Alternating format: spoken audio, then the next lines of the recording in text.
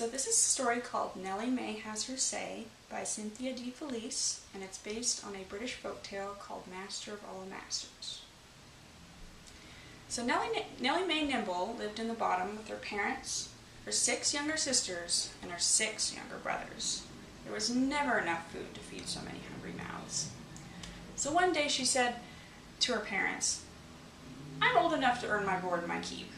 I'm going to go work for Lord Ignatius Pinkwinkle. I heard he needed a housekeeper and a cook." So she packed her bag, and she went up the hill, and she knocked on Lord Ignatius Pinkwinkle's door, and out he stepped in his blue coat and his white hair, and she said, "I thought you might wish to hire me. I'm a grand cook, and neat as a pin." And he said, "If you work for me, there are a few things that you're going to need to learn." And she says, "Well, I'm good at learning things, sir." And he says, "Well, I have very special names for things, and you're going to have to learn all of them." And she said, "Certainly, sir." So they walk into the parlor, and he says, "First and foremost, you're never to call me sir. You're supposed to call me excellent of all masters." She said, "Most excellent of all masters? That's a fancy title, to be sure." And he said, "Be certain to use it. Now, let us tour the premises." So they headed upstairs to his bedroom, and he walked over to the bed, and he said, "Now, what would you call this?" And she said, "A bed?" And he said, No, certainly not. It is my most restful slumberific." And she said, "Most restful slumberific? Okay, then." And then they headed over to a dirty pile of clothes, and Lord Pinkwinkle picked up a pair of pants, and he said, "Now, what would you call these?" And she said, "Well, a dirty pair of pants that I'll probably be washing." And he said, "No, these are my long-legged limberjohns." And she said, "Long-legged limberjohns? Okay, then."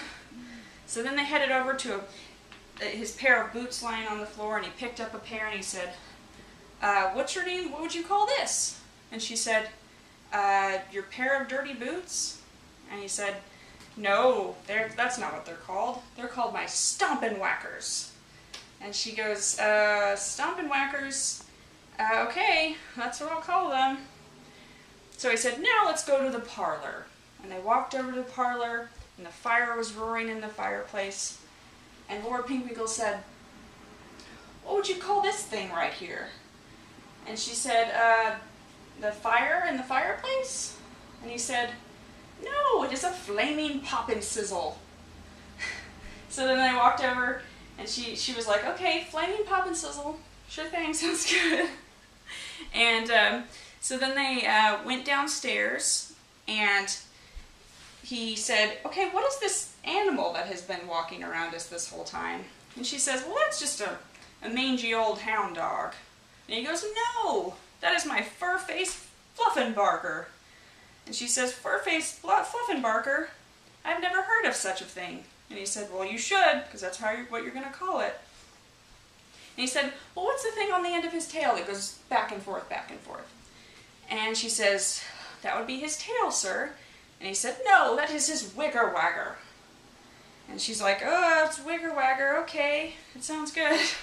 And so then they walk over to the end of the hall, and Lord Pinkwinkle picks up a pail, a rusty old pail full of water, and he says, "What's your name for this thing?" And she says, "Well, some people call it a bucket or a pail." And he said, No, this is a wet scooperooty." And she says, "Okay, wet scooperooty. I've never heard of that before." And he says, "Well, you should have." And then he starts pouring the water all over the floor, and it goes everywhere.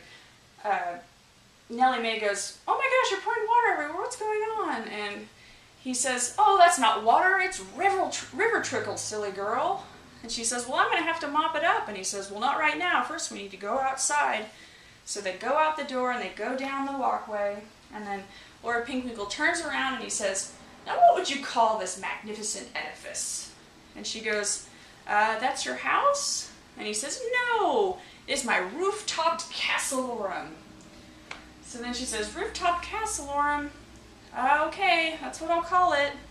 And then she says, "What are we going to do now?" And he says, "Well, first off, you need to know what you're called." And she says, I'm just the housekeeper and cook. And he goes, no, your name is the food and duster. And she says, food and duster? Okay. So then that night, or that day actually, she mops the floor and she cleans the stairs and she makes some food. And she's thinking about it. She's like, man, this is a lot of weird names for things, and I'm a pretty smart, clever girl, and I really need a job, so I'm going to do what he says and just go with the flow. And so that night, as she's laying down to go to sleep, she wakes up with a start, and she smells the air, and she gets out of bed, and she jumps out of bed and runs into the parlor, and there's something terribly wrong. So she runs up to Lord Pinkwinkle's room, and she says, Lord Pinkwinkle, get out of your restful slumberific and put on your long-legged lumberjohns and your stompin' whackers and get a wet scooperooty, because a spark of flamin' poppin' sizzle is on the fur-faced fluffin' barker's tail wigger-wagger, and if you don't get a wet scooperooty with river trickle, your rooftop castle alarm is going to be lost and everything in it. And one last thing, you're going to need a new food and duster because I quit! And she runs out the door and goes back home and gets into bed with her 6 sisters and goes to sleep.